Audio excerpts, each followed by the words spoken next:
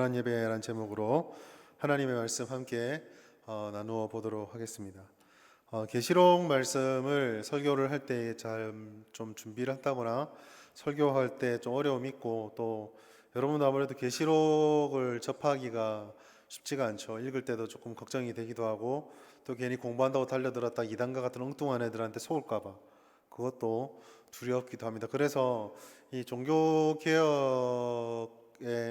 중요한 인물 중에 하나인 칼뱅도 그 성경의 모든 내용들에 대해서 주석을 하고 강의를 했지만 계시록 주석서는 남기지를 않았어요. 그런데 그때는 그때고, 한 500년 전이니까 그때는 그때고, 지금은 연구가 많이 진행이 되어 있고, 또 여러분들이 관심을 가지고 보려고 하면 좋은 성경 연구 참고서들이 많이 나와 있습니다. 계시록은 우리가 두려워할 말씀이 아닙니다. 성경을 우리가 한마디로 표현하자면 태초에 하나님이 천지를 창조하시니라라고 하는 그 창세기 1장 1절 천지의 시작으로부터 시작해서 계시록 맨 마지막에 오는 주 예수여 오시옵소서라고 하는 마지막 아멘으로 끝이 나거든요. 시작과 종말이 닫혀 있는 것이기 때문에 계시록은 우리가 반드시 꼭 읽고 또 구석에 담겨 있는 하나님의 은혜를 좀 잘 묵상할 필요가 있습니다. 특별히 오늘 저는 이 본문의 말씀을 가지고 우리 그 예배에 대해서 마지막 시간에는 말씀을 좀 나누려고 합니다. 여러분들 잘 모르셨겠지만, 너무 오래돼서 기억도 가물가물하겠지만, 그 2020년을 시작을 하면서 올해 한 해 동안 한 6가지에서 7가지 정도 주제를 선정을 해서 말씀을 이렇게 시리즈로 쭉 나누려고 했었습니다. 그래서 그 중에 첫 번째가 예배였고요. 그래서 예배에 대한 말씀들을 계속 쭉 진행을 했었습니다. 물론 중간에 영상 예배를 할 때는 그 흐름을 좀 벗어났었지만 다시 모이면서 그 예배 내용을 했었고, 지난주에 말씀을 나누었던 요한복음 말씀이 그 예배의 5번째 시간이었어요. 그리고 오늘 그 예배란 주제로 하는 마지막 6번째 주제로 이 계시록에 있는 영원한 예배의 말씀을 나누어 보려고 합니다. 오늘 우리가 읽었던 이 7장의 말씀은 잘 알고 있는 천국에서 일어나는 하늘 보좌 앞에서 예배의 장면들을 우리들에게 말씀해 주고 있습니다. 오늘날 그 교회에서 많이 하는 기도 제목 중에 하나가 예배가 정상화되길 바란다라는 기도를 참 많이 하고 있죠.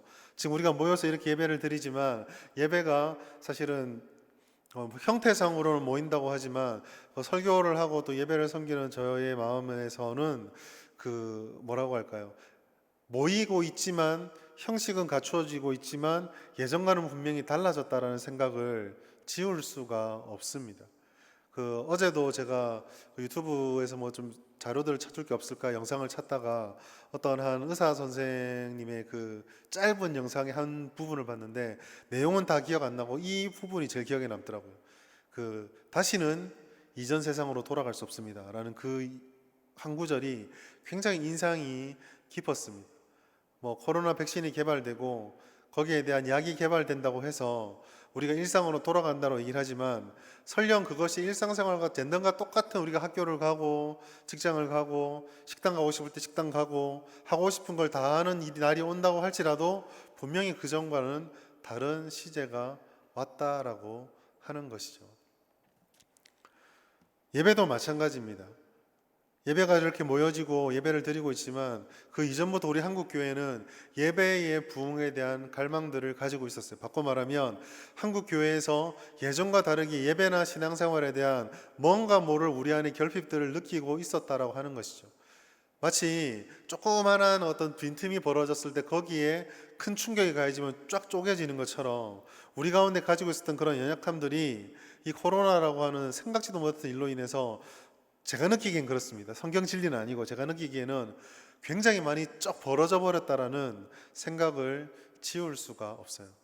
그런데 한 가지 소망이 있다라고 한다면 우리 현실 속에 느끼고 있는 그런 모습들과 우리가 보고해야 되는 이 형태적인 예배나 신앙생활이나 환경들은 변화됐을지 모르나 근원적으로 특별히 이 영적인 주제들에 대해서는 바뀐 게 없다라는 겁니다. 왜냐하면 우리가 드리는 예배가 나중에 그 결론에도 말씀을 드리겠지만 우리가 드리는 예배, 우리가 드리는 섬김과 봉사, 우리가 드리는 삶의 태도들, 우리의 살아가는 삶이라는 것은 결국 이 세상에 맞추어서 살아가는 게 아니라 천국이라고 하는 영원한 시간 속에 뿌리를 두고 그것을 쫓아가는 어떻게 보면 그림자처럼 살아가는 것이 우리의 삶이었기 때문입니다.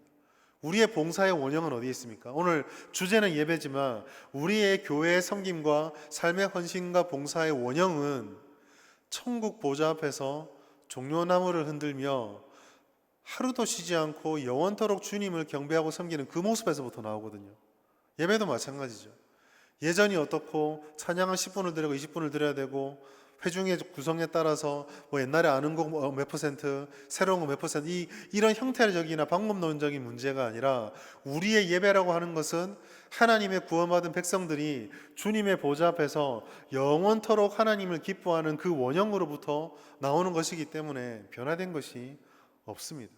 따라서 오늘 저는 예배의 마지막 시간, 이 예배의 본문을 통해서 우리가 정말 사모해야 될 영원한 예배가 무엇인지, 그게 우리에게 어떤 복이 되고 우리가 어떻게 예배를 다시 한번 돌아보아야 되는지를 함께 깨닫게 되길 소망합니다.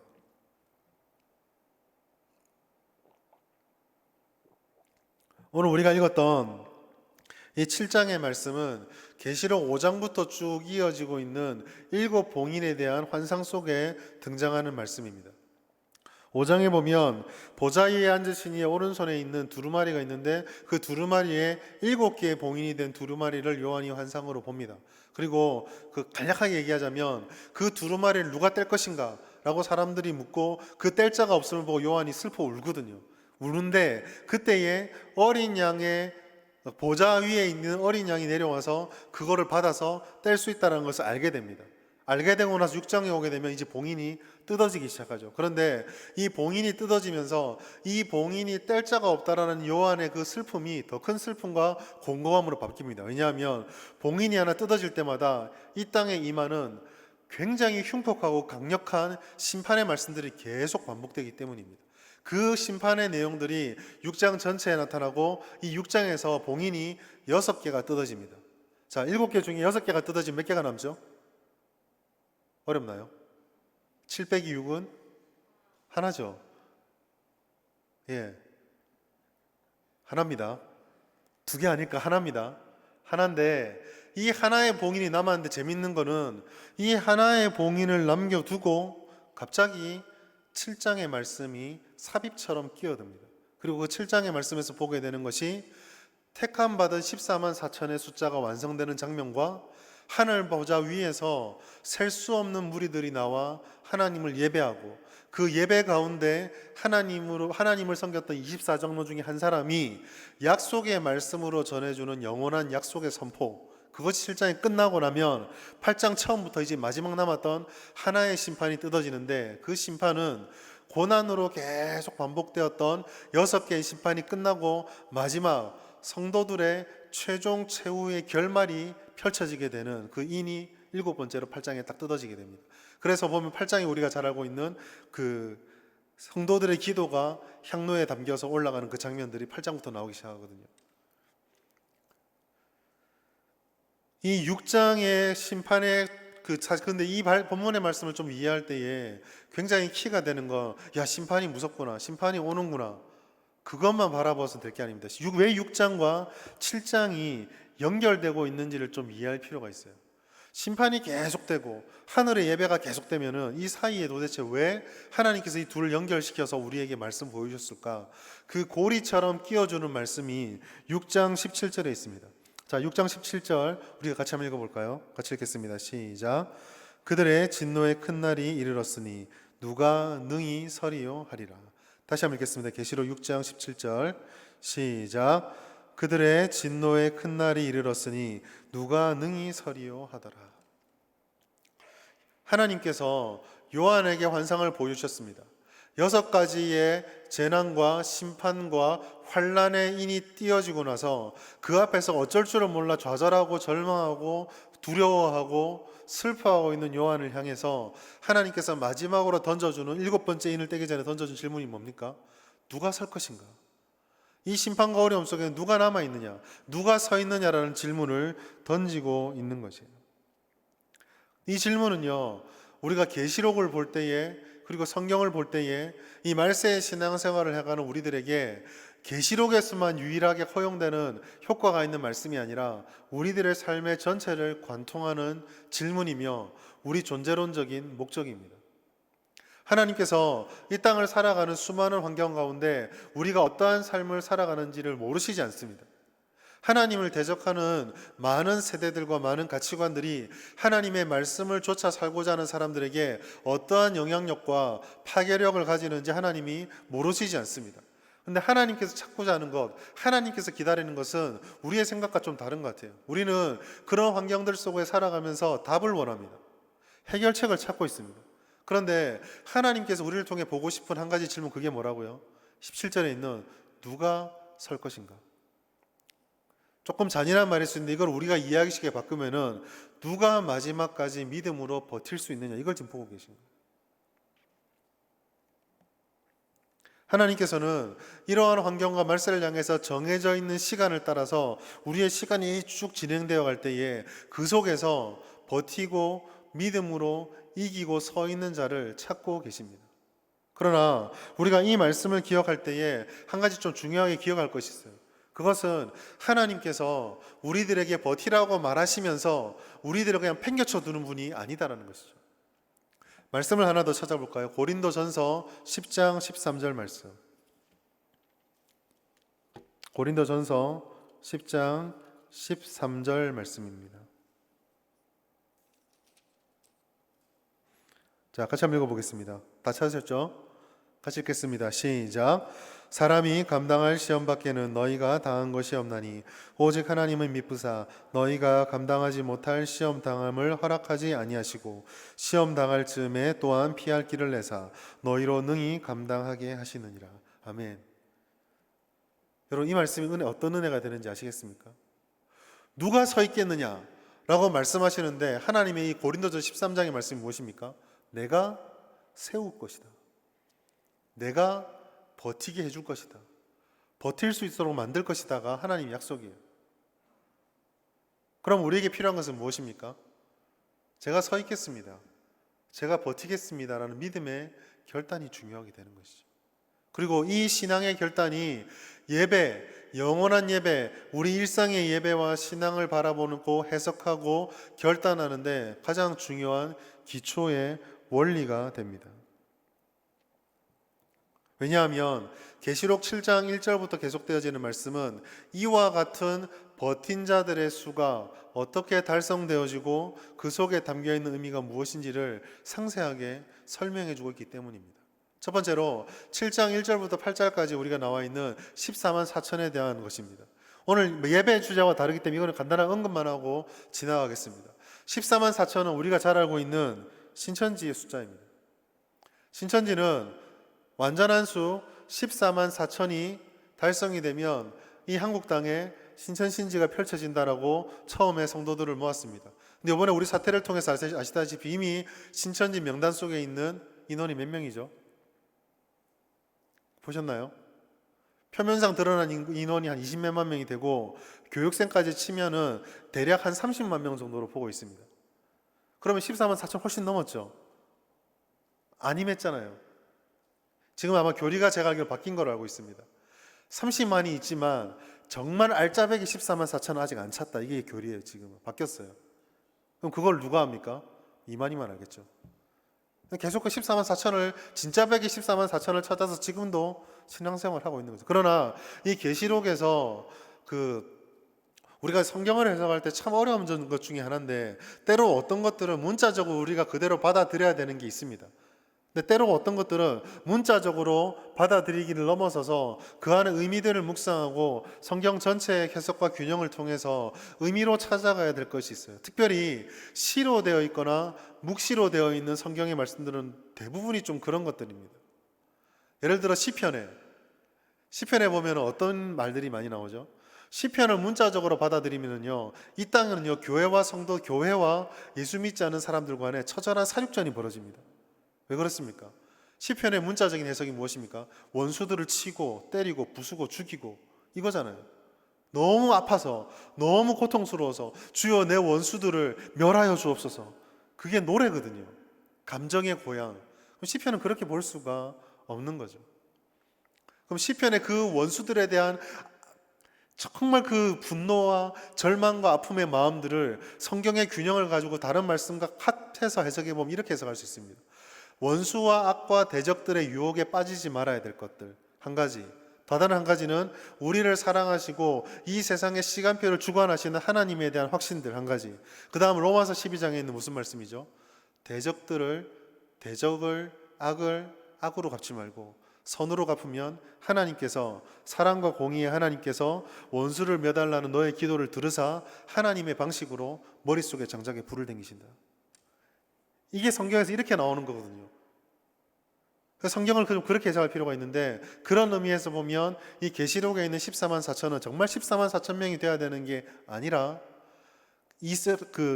이스라엘 유대인들이 썼던 문학적인 비법들 속에서 완전하고 완전한 충만함을 이루는 말입니다.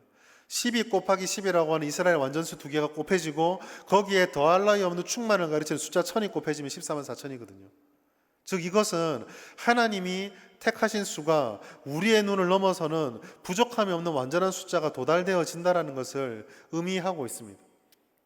오늘 설교는 조금 주제하고는 조금 벗어나지만 한 가지 더 말씀을 드리자면 그 7장 5절부터 해서 그 8절까지 보면 이스라엘 12지파가 무슨 지파는 14만이요 뭐 몇만이요 쭉쭉 이렇게 나오거든요. 그런데 우리가 기억할게요. 신약 시대에 넘어오면은요 12지파의 그 조상의 지파수가 다 사라집니다. 왜 사라질까요?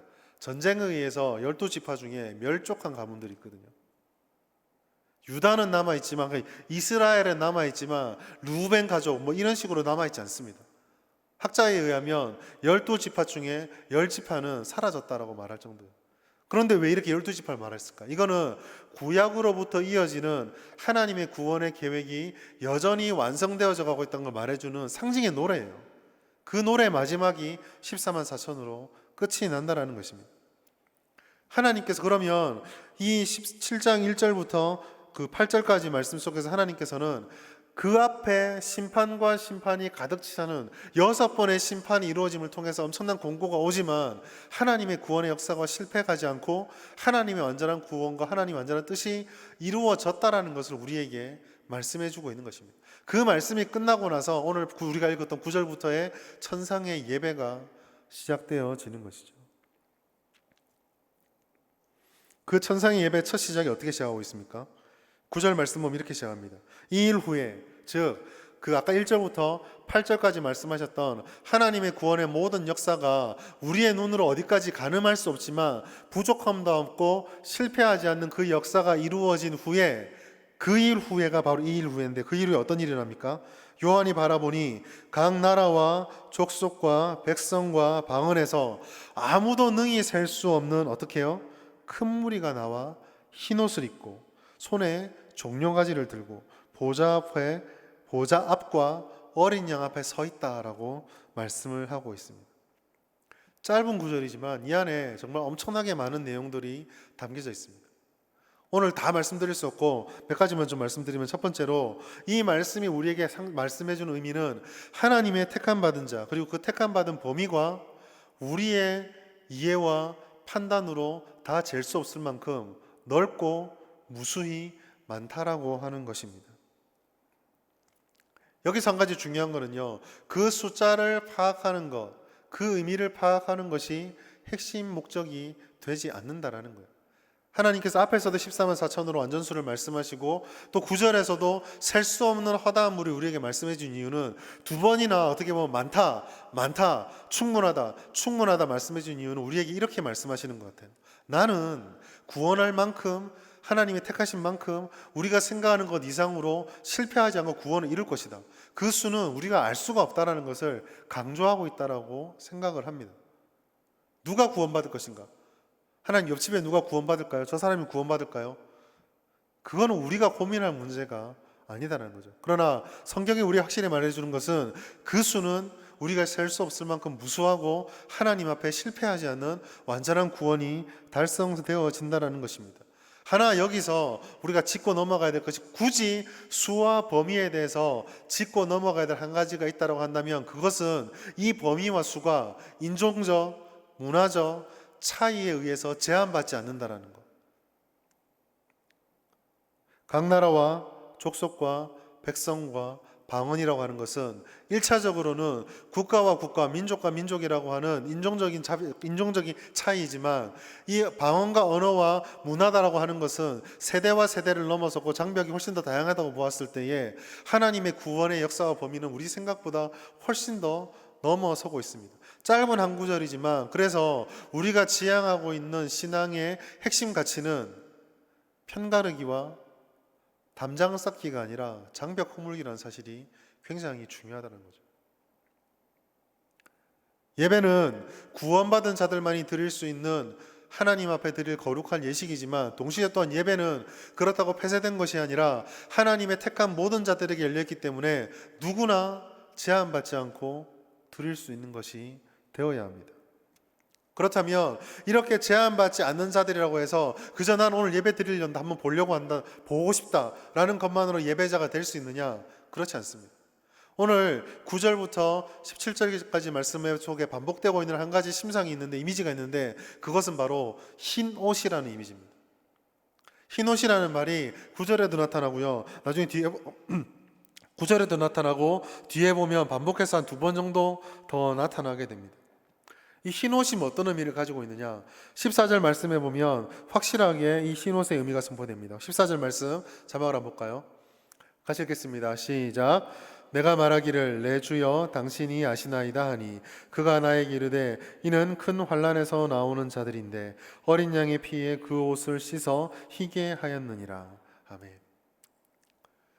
14절 말씀 보면 하나님께서 큰 환난에서 나오는 자들, 어린 양의 피에 그 옷을 씻은 자들이 바로 희게 된 자들이라고 말하고 있습니다. 여기서 또 우리는 2가지를 생각해 볼 수 있어요. 첫 번째로 흰 옷을 입은 자들은 믿음을 따라 살아가며 믿음으로 인한 고난과 환난과 역경을 겪은 자들이라는 것입니다. 쉽게 말해서 믿음을 가지고 세상의 가치들과 맞서서 투쟁한 사람들이 바로 이 흰옷을 입은 사람들이다라고 우리에게 말씀해주고 있습니다. 제가 유하고 부드럽게 말했지만 계시록적인 관점에서 말하자면 이 흰옷을 입은 자는 쉽게 말해 순교자들이에요. 왜 그렇습니까? 계시를 받을 때, 요한이 계시를 받을 때 그때 이스라엘과 유대인들, 예수를 믿는 사람들에게 조금씩 확대되어져 가고 조금씩 그들을 힘들게 했던 문제 중에 하나가 점점 강해져 가고 있었던 순교와 박해였거든요. 요한이 계시록을 받기 전에 불과 20년 전에 거의 대부분의 사도들이 다 순교를 당하게 됩니다. 마지막으로 아마 순교를 당했던 게 사도 바울이죠. 전승에 의하면 사도 바울은 땅에 파묻힌 채로 얼굴만 내었을 때 톱으로 목이 베어지는 사형을 당했다고 합니다. 베드로는 너무나 잘 알죠. 베드로는 어떻게 순교를 당했죠? 내가 주와 같이 똑같이 십자가에 매달릴 수 없다 거꾸로 매달려서 순교를 당했잖아요. 그런 위협들이 점점 커져가고 있을 때였습니다. 그 위협들 때문에 일부는 신앙을 버리고 그 위협들 때문에 일부는 하나님을 변절하는 배교자들이 나타나고 있을 때였습니다.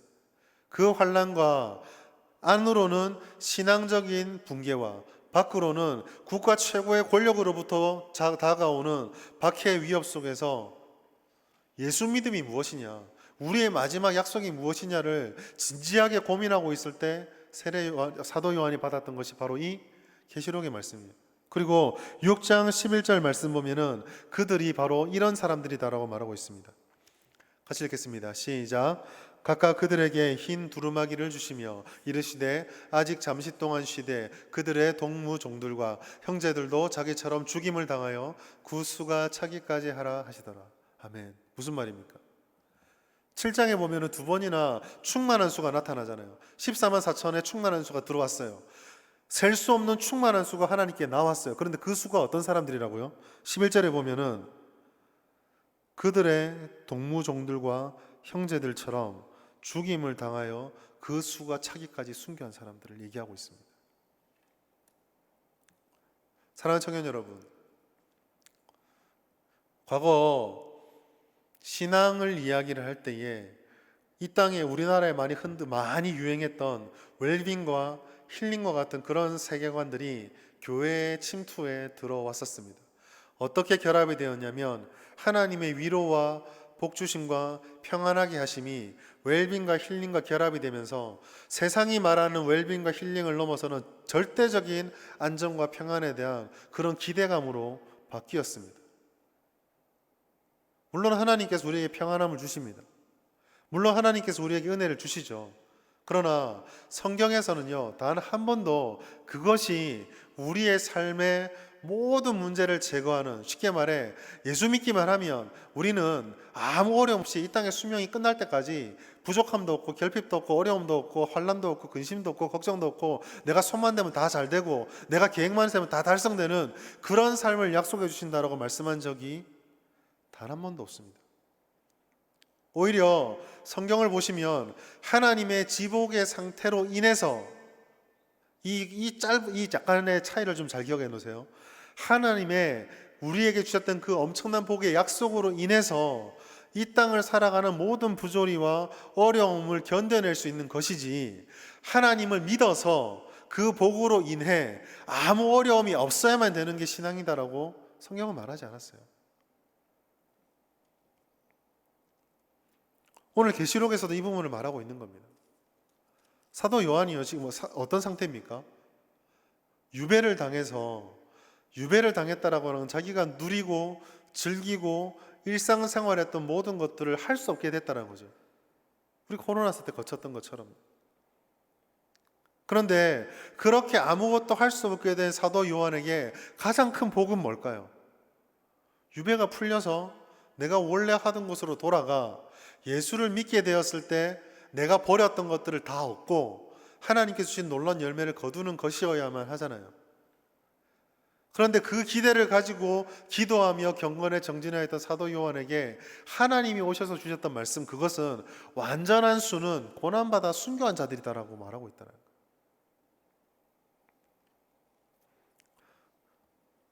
사랑하는 청년 여러분, 우리가 신앙생활을 할 때에 오늘날 우리가 가지고 있는 신앙의 가장 근본적인 문제가 무엇인지를 조금 뿌리부터 살펴볼 필요가 있습니다.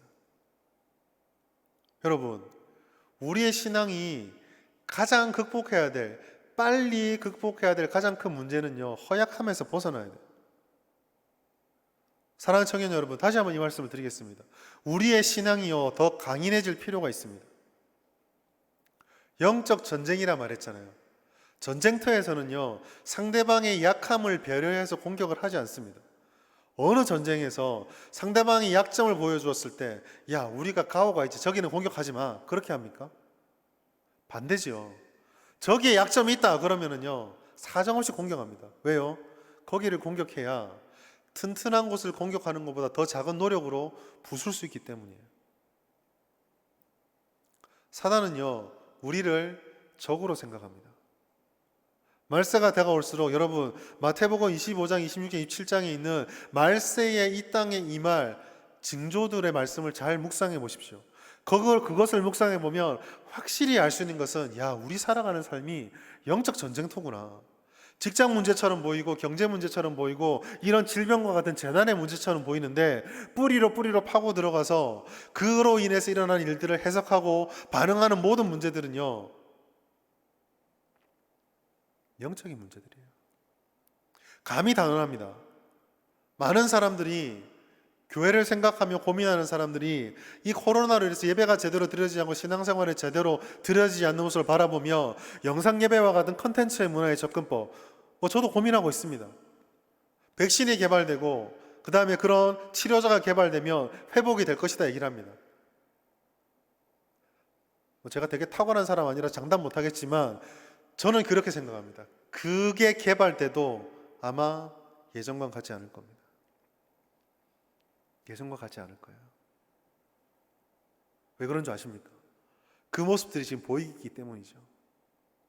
두려움 때문에 방역 수침과 이와 같은 그 전염의 위험을 감소하기 위해서 예배를 드리지 않는 사람들이 있지만, 감히 제가 지금 이 영상을 듣고 있는 우리 청년들 있겠죠? 여러분들에게 묻습니다. 그러면 여러분, 주중에 정말 집 밖으로 한 발도 안 나가십니까? 아니잖아요. 정직해지셔야 합니다. 영적으로 경건의 모습을 가지고 나를 구원하셨던 하나님의 사랑을 마음에 딱 품고 자기 심령 앞에 정직해지십시오. 정말 덕 때문입니까? 나의 나약한 믿음 때문입니까? 인스타그램 보고 페이스북 보면은요, 그 SNS나 다른 사람 얘기를 들어보면 우리 교회 청년뿐만 아니라 제가 다른 청년들하고도 다른 상도들하고도 이렇게 막 친구가 되어 있잖아요. 횟수는 분명히 줄었어요. 그러나 여전히 카페는 가고, 여전히 식사를 하러 가고, 여전히 경치 좋은 곳으로 예전에 5번 갈 거 한 번밖에 안 가고, 뭐 그렇게 할지 모르겠지만 여전히 갑니다.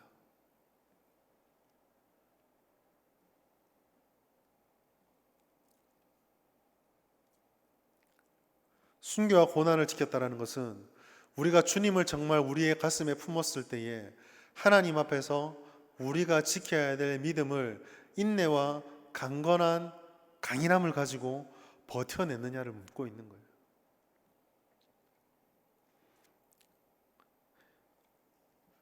구절에 보면 이러한 사람들이 종려가지를 들고 있다고 되어 있습니다. 종려가지는요, 승리와 개선의 상징이에요. 예수님께서 마치 다 승리를 이루신 것처럼 예루살렘으로 올라오셨을 때 회중들이 뭘 흔들면서 외쳤죠? 종려가지를 외치면서 흔들면서 호산나 외쳤습니다. 왜요? 그들의 눈에 바라볼 때 예수의 예루살렘 입성은 이제 메시아로서 완전한 승리를 이루실 모습으로 보였거든요. 그걸 기대했거든요. 이 똑같은 심상과 이미지가 오늘 여기 9장에서 재현되고 있습니다. 승리했대요. 그 무수한 무리가 승리를 했다고 외치고 있습니다. 무엇이 그 증거입니까? 이 사람들이 순교했거든요. 믿음을 끝까지 지켰거든요. 물론 이 말씀이 여러분들도 다 순교하십시오, 그 이야기가 아닙니다. 그러나 중요한 것은 우리가 생각하는 복과 우리가 생각하는 은혜, 신앙생활하는 우리가 어떻게 되는 게 잘 되는 것이다, 여기에 대한 생각을 좀 할 필요가 있다는 거예요. 심지어 이와 같은 마음들은 예배를 드리는 우리의 예배의 상태와도 직결되어져 있습니다. 마음의 상처를 받은 자, 어려움에 처한 자, 내 계획이 좌절된 사람들이 여러 가지 마음의 침체와 여러 가지 힘듦을 토로하면서 가장 먼저 어느새부턴가 끝내려고 있는 것이, 목사님, 내가 이 마음이 회복되면 예배에 다시 갈게요. 내가 이게 좀 더 치료가 되면 다시 교회 가겠습니다.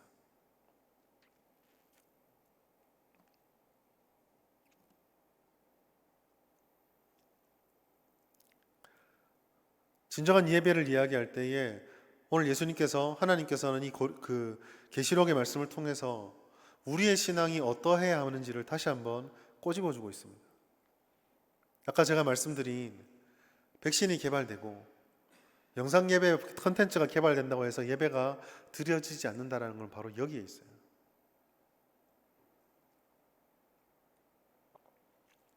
그럼 어떻게 해야 되느냐? 두 번째로 이 흰옷이 보여주고 있는 진짜 의미입니다. 흰옷은요, 흰옷을 입었다라고 하는 것은 그 전에 이 사람들 옷이 어떠했다는 것을 의미하고 있을까요? 희지 않았다는 것이죠. 무슨 말입니까? 이들이 흰옷을 입었다라고 하는 것은 그리스도의 피에 의해서 씻기움 받은, 구원의 은혜를 받은 구속된 자들을 이야기합니다. 여기서 앞에 말했던 첫 번째는 순교자라는 의미, 박해를 견뎌낸 자라는 의미로 의미가 좁아져 있다가 모든 사람이 다 순교하는 건 아니죠. 모든 사람 순교한 자가 아니라면 이 두 번째 의미에 와서 순교까지는 아니나 그리스도의 믿음을 가지고, 그리스도를 믿는 구원의 믿음을 가지고 끝까지 믿음의 경주를 다한 모든 성도들에게로 범위가 확장이 되어집니다. 결국 무슨 말입니까? 예배를 드릴 수 있는 흰옷을 입은 자, 우리의 흰옷을 입기 위해서 우리에게 정말 필요한 것은 회심과 하나님 앞에 진정으로 구원받았다고 하는 그 믿음의 강건함이 우리에게 있어야 한다는 것이죠. 모든 신앙의 첫 단추는요, 그리스도께서 나를 구원해 주셨다는 것을 확실히 알고 믿는 것입니다. 이 말은 바꿔 말하면 죄의 절망과 죄가 어떠한 결과를 우리에게 주는지와 우리가 죄를 어떻게 벗어났는지를 확실히 알고 붙잡고 있는 것입니다. 그 의미와 감사가 우리에게 날마다 새롭고 날마다 내가 구원받았다는 감격을 인식하고 살아가고 있냐라고 하는 것이죠. 저는 이 얘기를 할 때마다 항상 그 이식 수술 받은 거에 대해서 좀 이야기를 많이 합니다. 우리 청년들하고 예배하면서 몇 번 얘기를 드렸던 것 같은데요. 어떤 한 사람이 술을 너무 좋아하는 거예요. 와 보라 마셔라 간이 다 망가졌어요. 이식을 안 받으면 죽는 거야.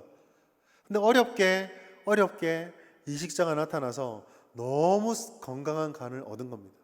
자, 그 간을 이식받은 사람이 내가 정말 다른 사람의 목숨값으로 내 생명을 얻었다는 걸 정말 뼈저리게 인식한다면은 어떻게 살아야 되겠어요?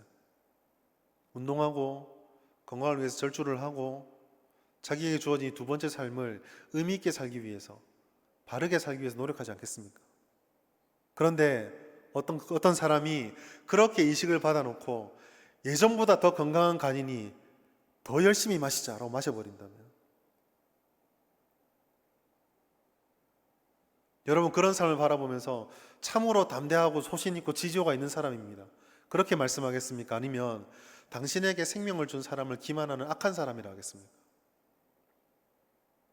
오늘날 우리가 그리스도의 흰옷을 입은 성도라고 말하면서 많은 사람들이 내가 그리스도의 피값으로 구원을 받았다는 사실을 생각보다 깊고 무겁게 여기고 있지 않습니다. 전 참 그럴 것 같아요. 이 사람이 자기의 장기가 이식되었다는 사실을 한 10년쯤 지났는데, 20년쯤 지났는데 그 장기 기증자 가족과 만났다 합시다. 만났는데 만나길 꺼려하고 만나주지도 않고 고마워하지도 않고 가족들 앞에서 술 마셔서 취해 있는 모습 보여주고, 그럼 어떤 마음이 들겠어요? 오늘날 교회와 성도들이 정말 힘을 잃어버린 이유는요, 다시 한번 말씀드리지만 이 외부적인 환경에 있지 않습니다. 환경은요 지금보다 나빴던 적이 엄청나게 많아요. 청년들의 취업난 힘들죠. 정말 힘들죠. 그러나 제가 개인적으로 인간적으로 생각했을 때 우리의 젊은 세대들이 가장 취업난을 절실히 겪었던 때는 1954년도 때에 20살, 25살이던 분들입니다. 왜요? 6.25 끝나고 무슨 공장이 어디 있습니까? 6.25 끝나고 가게가 어디 있어요? 6.25 끝나고 농지가 어디 남아 있습니까? 오해하지 마십시오. 여러분이 겪고 있는 문제들은 별거 아니다고 말하는 게 아닙니다. 우리만 힘든 게 아니다라는 거예요. 앞으로 우리가 이 땅을 살아가면서 환경에 우리의 믿음을 딱 고정시키면 환경은 마치 파도와 같아서 날마다 흔들리고 또 흔들립니다.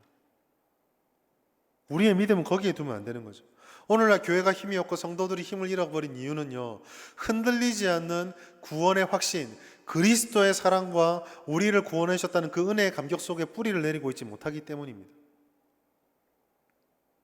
조금 더 어려운 말을 하자면 내가 회심했는가?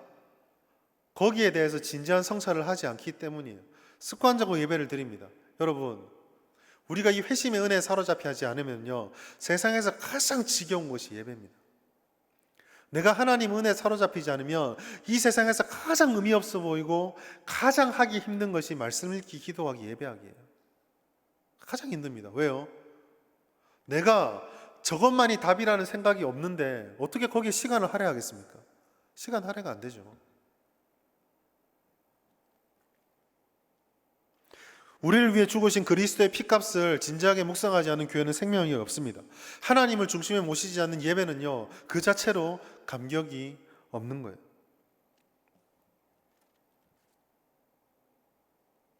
피값으로 우리가 주님의 자녀가 되었다고 한다면, 그 흰옷을 입은 자가 되었다고 한다면 과연 피값에 합당한 삶을 우리가 살아내고 있는지를 물을 수밖에 없는 겁니다.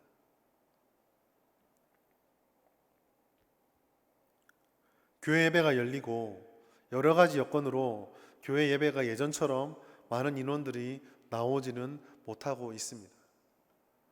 제 주변에 사역하는 친구들 교회들도 물어봐도 저희 교회는 그래도 많이 오는 편이더라고요.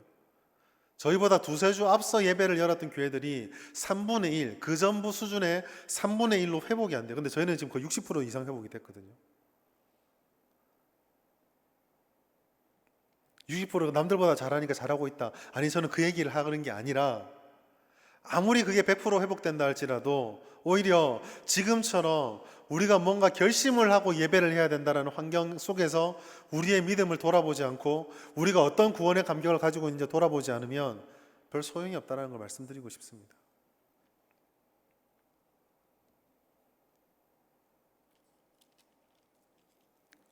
세 번째로, 그리고 마지막으로, 그럼 이와 같이 구원받은 자들이 그 구원의 감격을 회복하였을 때에 우리에게 어떤 일이 벌어지고 무엇을 사모해야 되는가? 그것이 10절부터 쭉 이어져 나오는 예배의 장면입니다. 10절과 12절의 말씀에 보면 천사들과 장로들과 그 무리들의 화답의 예배가 나타납니다. 쉽게 단순하게 얘기하면 큰 무리가 구원하심과 그 은혜를 베풀으셨던 하나님의 행하심에 대한 찬미의 노래를 부릅니다. 그 노래를 부르자 12절에 천사들이 화답을 하죠. 그 구원이 단회적인 것이 아니요 영원하고 우리들에게 영원한 약속으로 주어질 변함없는 하나님의 선포요 하나님의 행하심이라는 것을 선포하고 또 찬미합니다. 우리에게 하나님이 하신 일이 위대합니다 라고 회중도 얘기하니까 하늘의 천사들이 그 행하심이 영원 무궁토록 하나님께 있습니다 라고 또 노래를 하는 장면. 이 예배의 장면이 우리에게 주는 굉장히 큰 교훈이 있어요. 그것은, 예배라고 하는 것은 왜 앞에 흰옷에 대해서 얘기를 길게 했느냐, 하나님의 택함이 완성되는 것을 길게 얘기했느냐, 그것은 예배라고 하는 것은 하나님의 행하심이 중심이 되고 그 하나님의 행하심을 우리가 날마다 인정하고 그 하나님의 행하심을 높여드릴 때에만 예배가 되기 때문입니다. 많은 사람들이 예배를 통해 은혜를 받는다라고 이야기를 합니다. 어떤 사람은 예배를 통해서 예배를 드릴 때 우리의 병고침이다, 우리의 삶의 문이 열린다고 얘기합니다. 다 맞을 수 있습니다. 그러나 그것이 예배를 통해서 우리가 받게 되는 결과와 복일 수 있을지 모르나 목적은 아니에요. 우리가 예배를 드릴 수 있는 이유, 우리의 예배의 목적은 무엇입니까? 주님의 행하심, 주님이 이루실 구원의 역사와 주님이 이루신 구원의 역사, 그리고 영원토록 주님께 속해져 있고 완성시키실 그 구원과 하나님의 은혜와 약속을 찬미하는 것이 예배입니다. 변하지 않는 하나님을 바라볼 수 있어야 한다는 것이죠. 그 하나님께 예배드리는 것이 전혀 의미 없는 것, 불필요한 것이 아닌 이유는 하나님이 우리의 필요를 모르시는 분이 아니기 때문입니다. 맨날 하나님만 생각하고 맨날 하나님 영광만 이야기하면 우리는 어떤 사람들입니까? 바꿔 말해서 우리가 이 땅을 살아가면서 진짜 부딪히게 되는 삶의 문제들은 하나님 앞에 아무 의미가 없는 것입니까? 그게 아닙니다. 하나님은 그걸 다 아시거든요.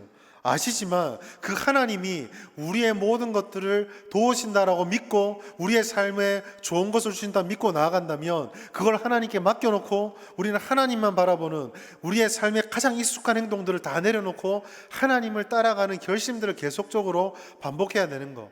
그게 고백으로 나타나면 하나님이 주인이십니다. 하나님이 우리에게 행하신 모든 일들이 가장 옳습니다. 내가 하나님께 모든 것을 드립니다라는 예배의 형태로 나타날 수밖에 없다라는 거예요.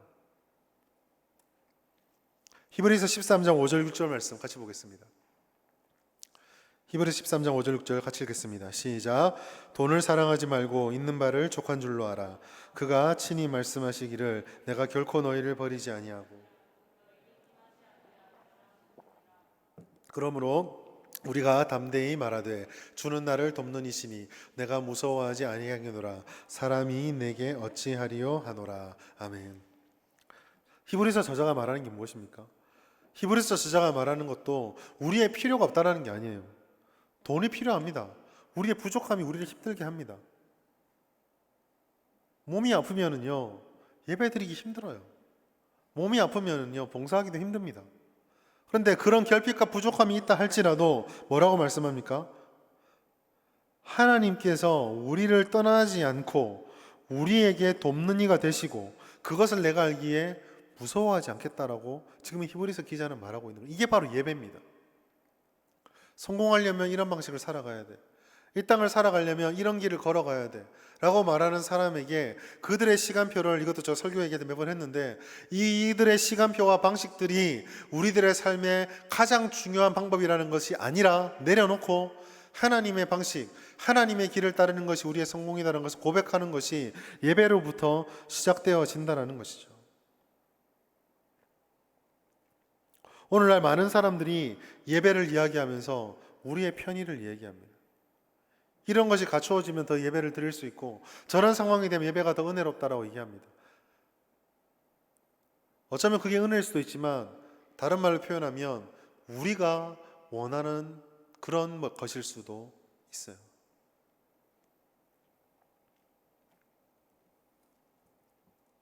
우리가 붙잡아야 되는 것은 15절부터 17절까지에 있는 하나님이 우리에게 베풀어 주신다는 그 약속의 말씀입니다.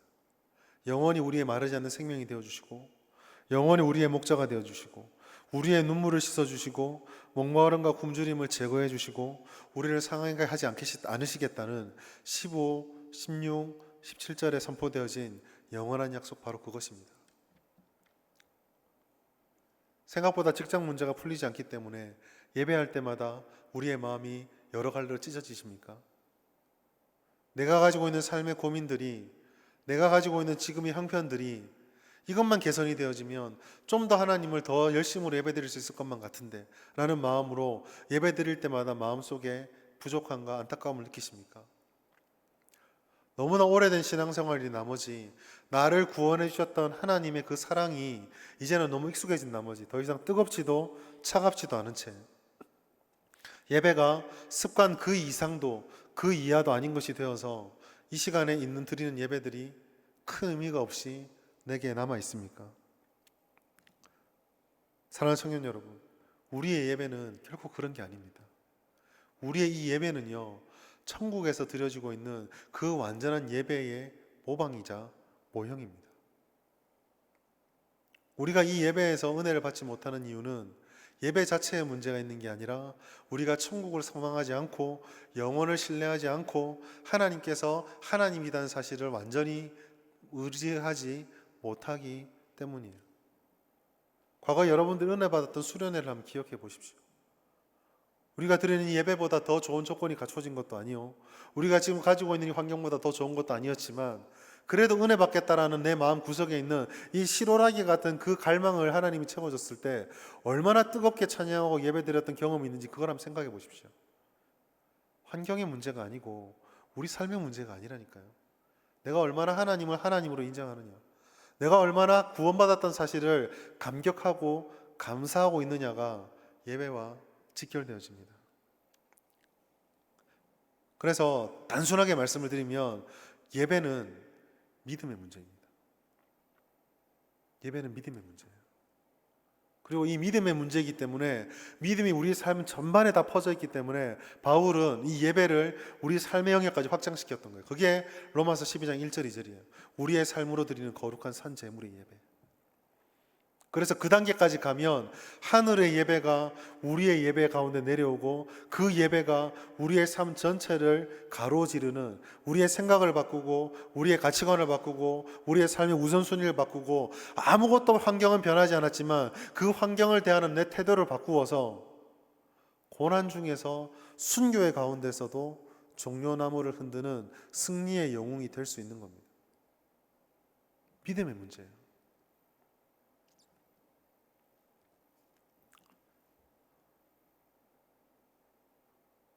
오늘 우리가 이 사실을 우리 마음에 새기면서 말씀을 맺었으면 합니다. 사랑하는 청년 여러분, 우리가 얼굴을 바라보고 이 세상에서 예배를 드리고 있지만 예배는요, 영적인 것입니다. 영적인 것이에요. 구원도 그렇습니다. 구원은 우리가 받아 누리기 때문에 이미 우리 가운데서 실현되어지고 있는 사실이지만, 그러나 구원은 영적이고 신비한 것입니다. 어떻게 내가 구원을 받을 수 있습니까? 라고 저에게 물어보신다면 원론적인 답변 하나, 예수님이 나의 죄를 위해서 십자가를 지어주셨고 내가 그걸 믿음으로 구원을 받았습니다 라는 원론적인 대답 하나지만, 다른 실제적인 두 번째 대답은 왜 그런지 모르겠습니다. 왜 제가 목사가 될 수 있었을까요? 모르겠습니다. 왜 나는 구원을 받았어야만 합니까? 모릅니다. 그런데 이 이성적인 대답이 아니라 영적인 고백으로 들어가게 되면 할 수 있는 대답이 하나 나옵니다. 제3의 대답이죠. 그게 무엇입니까? 하나님의 은혜입니다. 그리고 이 영적인 대답이 우리의 예배와 우리의 삶과 우리의 섬김의 가장 중요한 근본 동력이 됩니다. 신앙은 신비한 것이에요. 신앙은 신비한 것입니다. 어떻게 누군가를 변화시킬 수 있겠습니까? 아무리 유려한 말로 논리적으로 여러분에게 말씀을 전한다고 해도 그 말씀을 통해서 역사하시는 것은 논리가 아닙니다. 성령이시죠. 영적인 것입니다. 예배도 마찬가지입니다. 우리 임원들이 계속 기도합니다. 그래서 저도 기도합니다. 하나님, 우리 청년부 예배가 뜨거워지게 해주십시오. 맨날 뜨거워지게 해달래. 왜 맨날 뜨거워지게 해달랄까요? 사실은 방법을 모르겠거든요. 우리가 어떻게 할 수가 없습니다. 하나 할 수 있는 게 뭡니까? 하나님께서 우리를 얼마나 사랑하시는지, 하나님이 우리를 어떻게 구원하셨는지가 불과 같이 우리 마음에 깨달아지면 뜨겁게 해달라 기도하지 않아도 우린 예배의 뜨거움을 느끼게 됩니다. 그렇기 때문에 예배는 우리의 신앙 고백이에요. 예배에 드리는 모습, 예배에 대한 우리의 마음, 예배에 대해서 드리는 우리의 태도들이 바로 우리 신앙의 바로미터입니다. 당신은 예수님을 얼마나 믿고 계십니까? 라는 말과 똑같이 등치할 수 있는 말은 당신은 예배를 어떻게 드리고 계십니까? 이 말과 똑같이 등치할 수 있습니다. 왜 그렇습니까?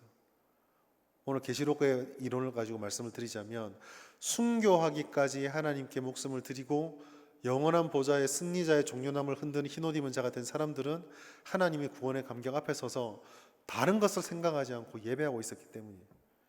예배의 태도는 곧 우리의 믿음의 신앙 고백입니다.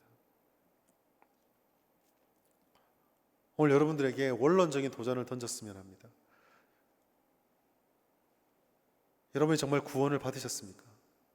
그렇다면 그 구원의 감격을 날마다 깨닫기를 힘쓰고 하나님의 말씀과 기도와 예배부터 바로 세워가십시오.